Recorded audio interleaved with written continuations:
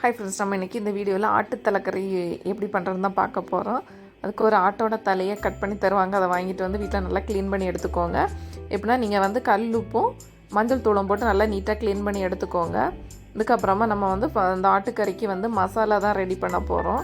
ஒரு தேவையான அளவு எண்ணெய் ஊற்றிக்கோங்க, தேங்காய் எண்ணெய். அதுக்கப்புறமா அதில் வந்து ஒரு ஸ்பூன் பெருஞ்சீரகம் ஆட் பண்ணிக்கோங்க. பெருஞ்சீரகம் பொரிஞ்சதுக்கப்புறமா ஒரு 3 சின்ன பீஸில் ஒரு 3 பட்டை இந்த மாதிரி நிலமாக ஆட் பண்ணிக்கோங்க. அப்புறமா ஒரு ஸ்பூன் நல்ல மிளகா, குட்டி ஸ்பூனில் ஒரு ஸ்பூன் நல்ல மிளகா ஆட் பண்ணிக்கோங்க.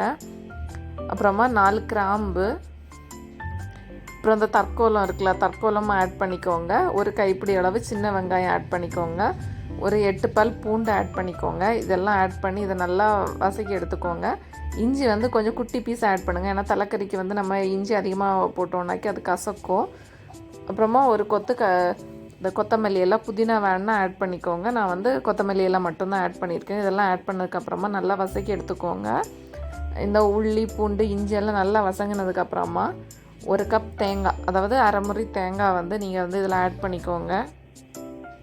ஃபஸ்ட் நல்லா எல்லாம் வேகணும். வேகிறது வரைக்கும் சிம்மில் வச்சு நீங்கள் நல்லா வதக்கி கொடுத்துக்கோங்க. அதுக்கப்புறமா நான் வந்து இதில் ஒரு அரை முறி தேங்காய் ஆட் பண்ணியிருக்கேன். தேங்காய் ஆட் பண்ணி நல்லா தேங்காய் சிவக்கிறது வரைக்கும் நல்லா வதக்கி எடுத்துக்கோங்க.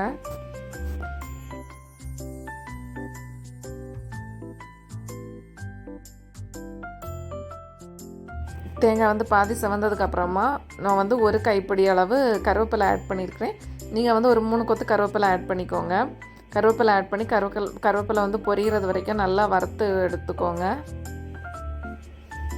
இப்போ பார்த்தீங்களா, நம்ம மசாலா வந்து ரெடி ஆகியாச்சு. இனி இது ஆறுனதுக்கப்புறமா இதை நல்லா நம்ம ஃபைன் பேஸ்ட்டாக அரைச்சி எடுத்துக்கணும். இதுக்கப்புறமா நம்ம வந்து தலைக்கறி பண்ணுறதுக்காக ஒரு குக்கர் எடுத்துக்கோங்க.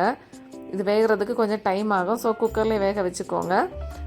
குக்கரில் வந்து ஃபஸ்ட்டு வந்து தேங்காய் எண்ணெய் ஆட் பண்ணிக்கோங்க. எண்ணெய் வந்து சூடானதுக்கப்புறமா ஒரு கப்பு, ஒரு 20 ஒரு கப்பு சின்ன வெங்காயம் ஆட் பண்ணிக்கோங்க. சின்ன வெங்காயம் நல்லா வதங்கணும். நல்லா வதங்கினதுக்கப்புறமா நம்ம வந்து இதில் 2 தக்காளி ஆட் பண்ணிக்கோங்க. 2 தக்காளியை வந்து சின்ன சின்ன பீஸாக கட் பண்ணி எடுத்துக்கோங்க. தக்காளியை நல்லா வதங்கணும், அது வரைக்கும் நல்லா வதக்கி கொடுத்துக்கோங்க.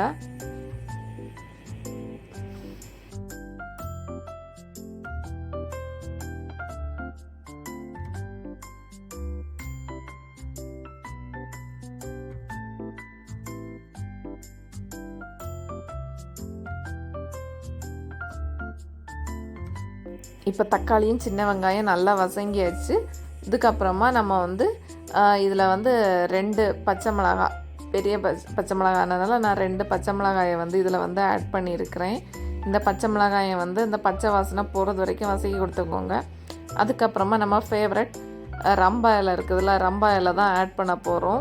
இது நான்வெஜ்ஜுக்கு நல்ல ஒரு டேஸ்ட்டையும் ஒரு ஃப்ளேவரையும் கொடுக்கும். ஸோ நம்ம வந்து 2 இலையை வந்து கட் பண்ணி போட்டிருக்கிறேன். இதுவும் வந்து கலர் சேஞ்ச் ஆகணும். கலர் சேஞ்ச் ஆகிறது வரைக்கும் வதக்கி கொடுத்துக்கோங்க. இதில் வந்து நம்ம வந்து இஞ்சி பூண்டு பேஸ்ட் இதில் சேர்க்க போகிறதில்ல. நம்ம வந்து ஆல்ரெடி இதுக்கு மசாலா ரெடி பண்ணோம்ல, அதில் வந்து இஞ்சியும் பூண்டும் வந்து ஆட் பண்ணியிருக்கிறோம். அதுக்கப்புறமா இதில் வந்து தேவையான அளவு உப்பு ஆட் பண்ணிக்கோங்க. உப்பு வந்து இப்போ வந்து தகையலை அப்படின்னா லாஸ்ட் நம்ம வந்து ஆட் பண்ணிக்கலாம்.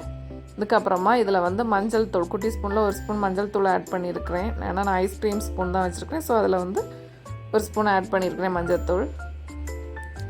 கொஞ்சம் அடி பிடிக்கிற மாதிரி இருந்தால் நல்லா வதக்கி நல்லா இந்த கரண்டி எடுத்து இது பண்ணி கொடுத்துக்கோங்க. இதுக்கப்புறமா நம்ம வந்து மட்டனோட தலை, ஆட்டோட தலையை தான் இதில் வந்து ஆட் பண்ணிக்க போகிறோம். அதை ஆட் பண்ணதுக்கப்புறமா நல்லா மிக்ஸ் பண்ணி கொடுத்துக்கோங்க. எல்லா மசாலாவோடையும் மிக்ஸ் பண்ண மாதிரி மிக்ஸ் பண்ணி கொடுத்துக்கோங்க.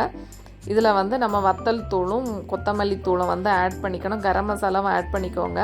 இதுக்கப்புறமா நம்ம வந்து தேங்காய் வறுத்து வச்சுருந்தோம்ல, அந்த மசாலாவை வந்து நல்லா பேஸ்ட்டாக அரைச்சி அதையும் ஆட் பண்ணிக்கோங்க.